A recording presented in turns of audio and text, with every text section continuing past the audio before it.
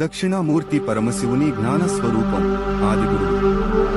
మర్రి చెట్టు కింద దక్షిణ ముఖంగా కూర్చుని మౌనంతోనే సనక, సనందన, సనాతన, సనత్కుమారులనే బ్రహ్మజ్ఞానులకు, ఋషులకు చిన్ముద్ర ద్వారా బ్రహ్మజ్ఞానాన్ని బోధించిన అవతారమే దక్షిణామూర్తి. ఈయన యవ్వనంలో ఉండి వృద్ధ శిష్యులకు జ్ఞానబోధ చేస్తూ మాయను, అపస్మారక రాక్షసుడు అణచివేస్తున్నట్లు కనిపిస్తారు. దక్షిణామూర్తి కథ. జన్మ నేపథ్యం. సృష్టి ఆరంభంలో బ్రహ్మదేవుడు తన మానసపుత్రులైన సనక, సనందన, సనాతన, సనత్కుమారులను సృష్టించి సృష్టిని కొనసాగించమని కోరాడు. కాని వారు జ్ఞాన మార్గం వైపు ఆకర్షితులై సంసారంలో పడకుండా పరమేశ్వరుని గురించి తపస్సు చేశారు. గురువు కోసం అన్వేషణ.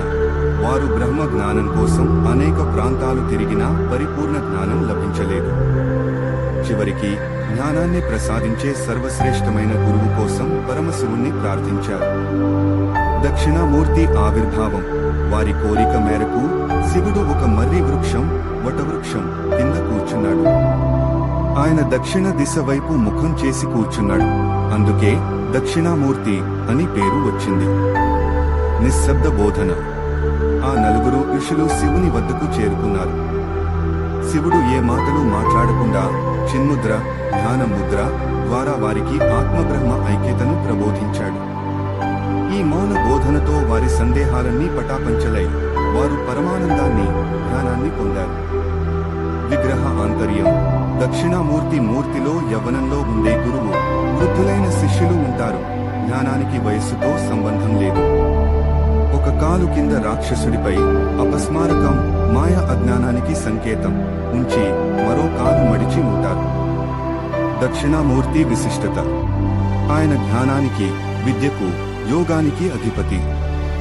గురువారం రోజు దక్షిణామూర్తిని పూజించడం, స్తోత్రాన్ని పఠించడం వల్ల మంచి బుద్ధి, జ్ఞానం, సకల శుభాలు కలుగుతాయని నమ్మకం. మంత్రం: ఓం నమో భగవతే దక్షిణామూర్తయే మహ్యం మేధాం ప్రజ్ఞాం ప్రయచ్చ స్వాహ. దక్షిణామూర్తి అవతారం ఎలా వచ్చింది? సృష్టి ప్రారంభ కాలంలో బ్రహ్మదేవుడు సృష్టిని చేయడానికి ప్రయత్నించాడు. కానీ సృష్టి చేసే ముందు జ్ఞానం అవసరం.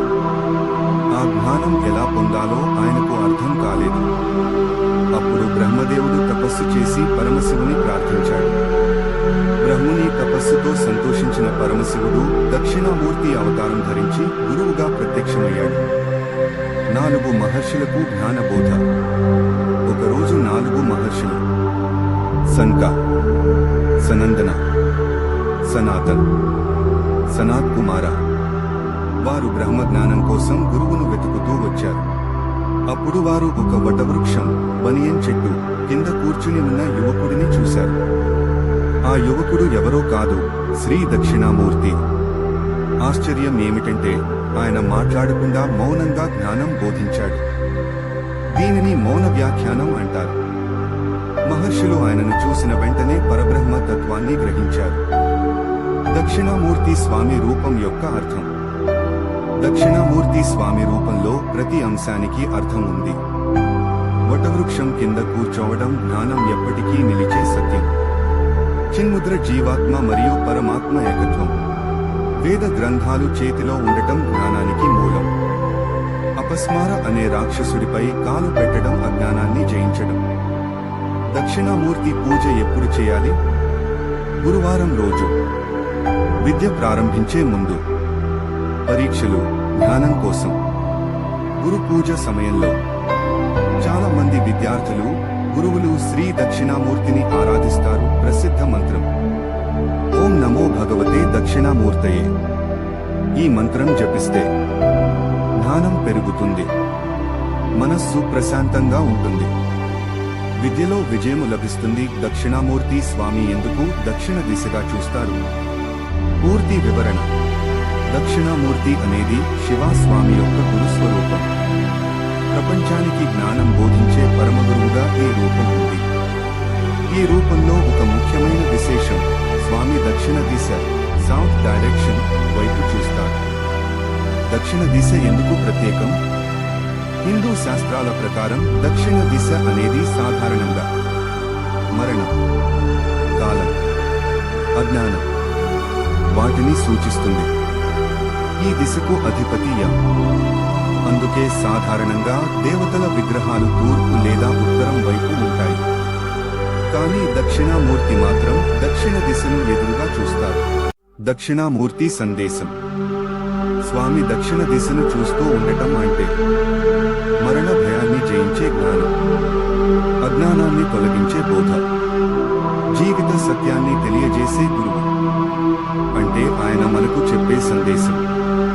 జ్ఞానం ఉన్నవారికి మరణ భయం ఉండదు. దక్షిణామూర్తి మౌన బోధ.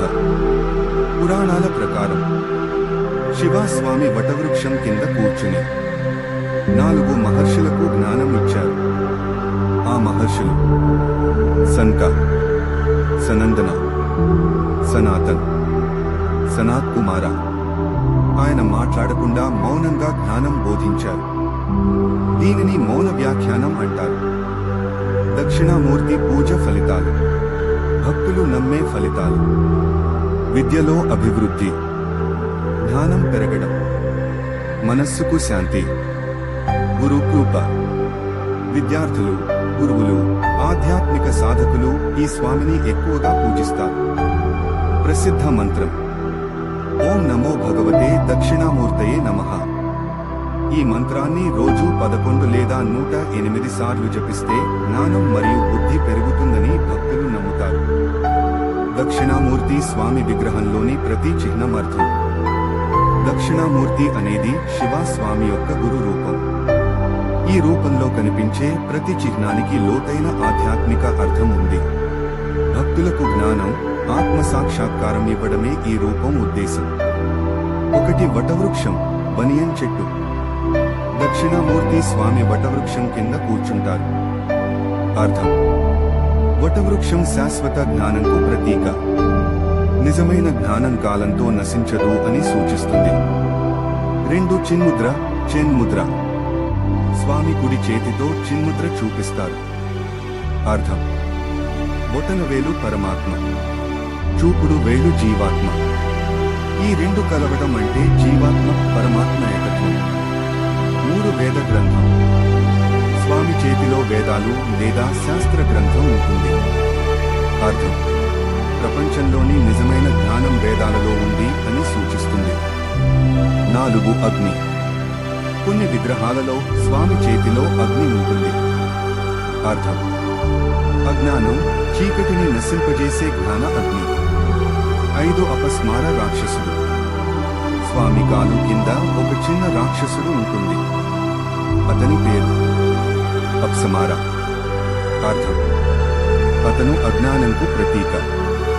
స్వామి అతని మీద కాలు పెట్టడం అంటే జ్ఞానం అజ్ఞానాన్ని జయిస్తుంది. 6 యోగ స్థితి. స్వామి ప్రశాంతంగా యోగాసనంలో కూర్చుంటారు. అర్థం: నిజమైన జ్ఞానం శాంతమైన మనస్సులోనే పుడుతుంది. 7 యువకుడి రూపం. ఆశ్చర్యం ఏమిటంటే స్వామి యువకుడిగా కనిపిస్తారు, కానీ ఆయన శిష్యులు పెద్ద వయసు మహర్షులు. ఇంట్లో దక్షిణామూర్తి స్వామి పూజ ఎలా చేయాలి? దక్షిణామూర్తి అనేది శివస్వామి యొక్క గురు రూపం. విద్య, జ్ఞానం, ఆధ్యాత్మిక బుద్ధి కోసం భక్తులు ఈ స్వామిని పూజిస్తారు. ఇంట్లో సులభంగా చేసే పూజ విధానం ఇలా ఉంది. 1 పూజ చేయడానికి మంచి రోజు గురువారం, థర్స్డే అత్యంత శుభమైన రోజు. గురు పూర్ణిమ రోజున కూడా ప్రత్యేకంగా పూజ చేస్తారు. 2 పూజకు కావలసిన వస్తువులు: పసుపు లేదా చందనం, పూలు, మల్లె లేదా తెల్ల పూలు, దీపం, పండ్లు, అక్షతలు, గంధం. 3 పూజ విధానం. ముందుగా స్నానం చేసి శుభ్రమైన బట్టలు ధరించాలి. స్వామి ఫోటో లేదా విగ్రహాన్ని పూజా స్థలంలో ఉంచాలి. దీపం వెలిగించి పూలతో అర్చన చేయాలి. భక్తితో మంత్రం జపించాలి. 4 జపించాల్సిన మంత్రం: ఓం నమో భగవతే దక్షిణామూర్తయే నమః. ఈ మంత్రాన్ని 11 సార్లు, 21 సార్లు లేదా 108 సార్లు జపించవచ్చు. ఇది జ్ఞానం, బుద్ధి, ప్రశాంతతను ఇస్తుందని భక్తులు నమ్ముతారు. 5 పూజ వల్ల లభించే ఫలితాలు: చదువులో విజయం, జ్ఞానం పెరుగుతుంది, మనస్సుకు ప్రశాంతత. గురు కృప. దక్షిణామూర్తి పూజ వల్ల జరిగిన అద్భుత కథలు. దక్షిణామూర్తి అనేది శివ స్వామి యొక్క గురు రూపం. భక్తులు విశ్వసించే ప్రకారం ఈ స్వామిని భక్తితో పూజిస్తే జ్ఞానం, బుద్ధి, సమస్యలకు పరిష్కారం లభిస్తాయని అనేక కథలు ఉన్నాయి. ఒకటి శంకరాచార్యులకు లభించిన దివ్య జ్ఞానం.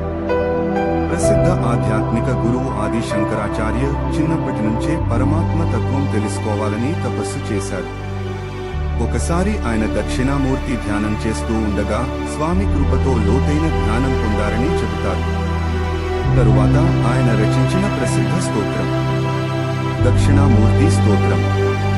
ఈ స్తోత్రం ఇప్పటికీ జ్ఞానం కోసం పఠిస్తారు. 2 మౌనంగా జ్ఞానం ఇచ్చిన కథ.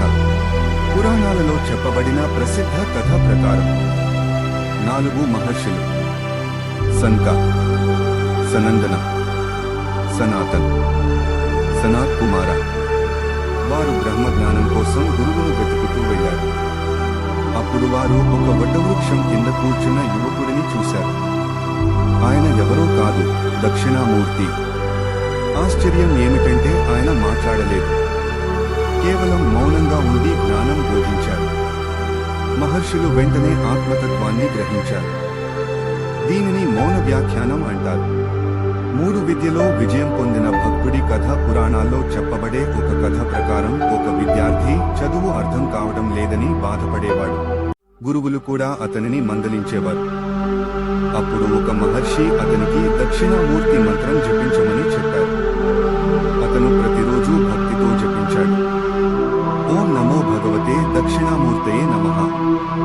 కొంతకాలం తర్వాత అతనికి చదువు అర్థమవుతూ వచ్చింది. తరువాత అతను గొప్ప పండితుడిగా మారాడని కథ చెబుతుంది. దక్షిణామూర్తి పూజ చేసే ప్రత్యేక సమయం. దక్షిణామూర్తి అనేది శివ స్వామి యొక్క గురుస్వరూపం. జ్ఞానం, విద్య, బుద్ధి కోసం భక్తులు ఈ స్వామిని పూజిస్తారు.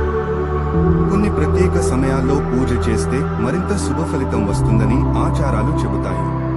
1 బ్రహ్మ ముహూర్తం. ఉదయం చాలా తొందరగా.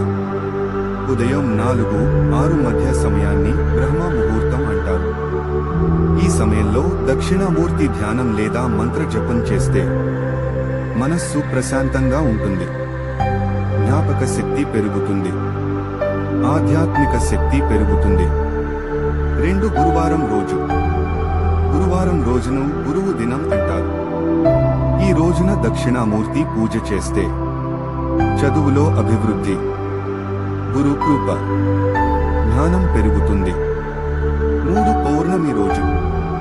పౌర్ణమి రోజున కూడా దక్షిణామూర్తి పూజ చాలా శుభం.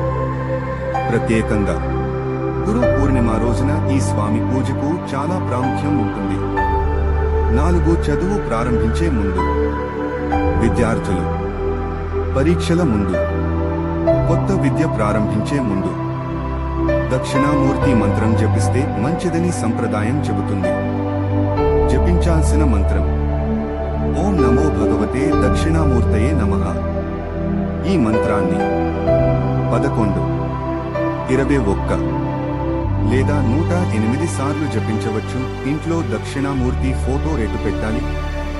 దిశ రహస్యం. దక్షిణామూర్తి అనేది శివ స్వామి యొక్క గురుస్వరూపం. జ్ఞానం, బుద్ధి, ఆధ్యాత్మిక మార్గదర్శనం కోసం ఈ స్వామిని పూజిస్తారు. ఇంట్లో ఫోటో పెట్టే దిశకు కూడా ఒక సంప్రదాయం ఉంది. 1 ఉత్తమ దిశ, దక్షిణ దిశ. సంప్రదాయం ప్రకారం దక్షిణామూర్తి ఫోటోను దక్షిణ దిశలో పెట్టాలి. అంటే స్వామి ముఖం దక్షిణ దిశ వైపు ఉండాలి. భక్తులు ఉత్తరం వైపు చూసి పూజ చేయాలి. ఇది శాస్త్రాలలో చెప్పబడిన విధానం. 2 పూజ గది లేదా చదువు గదిలో పెట్టడం మంచిది. ఫోటోను ఈ చోట్ల పెట్టడం శుభం. పూజ గది, చదువు గది, ధ్యానం చేసే స్థలం. ఇది జ్ఞానం, ఏకాగ్రత పెరగడానికి సహాయపడుతుందని నమ్మకం. 3 ఈ చోట్ల పెట్టకూడదు. సంప్రదాయం ప్రకారం ఫోటోను ఈ చోట్ల పెట్టకూడదు. పడక గది, వంటగది, నేలకి దగ్గరగా, ఎల్లప్పుడూ కాస్త ఎత్తుగా గోడపై పెట్టాలి. దక్షిణామూర్తి విగ్రహం లేదా ఫోటోలో ఉండే 7 పవిత్ర లక్షణాలు. దక్షిణామూర్తి స్వామి యొక్క గురు స్వరూపమే దక్షిణామూర్తి. ఈ రూపంలో కనిపించే ప్రతి లక్షణం లోతైన ఆధ్యాత్మిక అర్థం కలిగి ఉంటుంది. 1 వటవృక్షం, బనియన్ చెట్టు. దక్షిణామూర్తి స్వామి వటవృక్షం కింద కూర్చుని ఉంటారు. అర్థం: వటవృక్షం శాశ్వత జ్ఞానంకు ప్రతీక. సత్యం ఎప్పటికీ నశించదని సూచిస్తుంది. 2 చిన్ముద్ర. స్వామి చేతిలో కనిపించే ముఖ్యమైన ముద్ర చిన్ముద్ర. అర్థం: బొటన వేలు పరమాత్మ, చూపుడు వేలు జీవాత్మ. ఈ 2 కలవడం అంటే జీవాత్మ మరియు పరమాత్మ ఏకత్వం. 3 వేద గ్రంథం. స్వామి చేతిలో వేదాలు లేదా శాస్త్ర గ్రంథం ఉంటుంది. అర్థం: ప్రపంచ జ్ఞానం మొత్తం వేదాల ద్వారా తెలుస్తుంది అనే భావం. 4 అగ్ని. కొన్ని విగ్రహాలలో స్వామి చేతిలో అగ్ని ఉంటుంది. అర్థం: జ్ఞాన అగ్ని అజ్ఞానాన్ని నశింపజేస్తుంది. 5 అపస్మార రాక్షసుడు. స్వామి కాలు కింద ఒక చిన్న రాక్షసుడు ఉంటుంది. అతని పేరు అప్సమార. అర్థం: అతను అజ్ఞానంకు ప్రతీక. స్వామి అతని మీద కాలు పెట్టడం అంటే జ్ఞానం అజ్ఞానాన్ని జయించడం. 6 యోగాసనం. స్వామి ధ్యాన స్థితిలో కూర్చుంటారు. అర్థం: నిజమైన జ్ఞానం శాంతమైన మనస్సులో పుడుతుంది. 7 శిష్యులుగా ఉన్న 4 మహర్షులు. స్వామి ముందు కూర్చుని ఉన్న మహర్షులు: సన్క, సనందన, సనాతన్, సనాత్ కుమార. వారు బ్రహ్మ జ్ఞానం కోసం వచ్చిన శిష్యులు. పురాణాలలో ఒక విశ్వాసం ప్రకారం ఒకసారి దేవతలు జ్ఞానం కోసం ప్రార్థించినప్పుడు శివ స్వామి దక్షిణామూర్తి రూపంలో ప్రత్యక్షమై జ్ఞానం బోధించాడని చెబుతారు. ఆ రోజు గురువారం అని చెబుతారు. అప్పటి నుంచి ఈ రోజు గురు పూజకు పవిత్రమైన రోజు అయింది. గురువారం చేసే సులభ పూజ. గురువారం రోజు 1 దీపం వెలిగించండి. 2 పసుపు పూలు లేదా తెల్ల పూలు సమర్పించండి. 3 ఈ మంత్రం జపించండి. ఓం నమో భగవతే దక్షిణామూర్తయే నమః. 11 లేదా 108 సార్లు జపిస్తే మంచిదని భక్తులు నమ్ముతారు.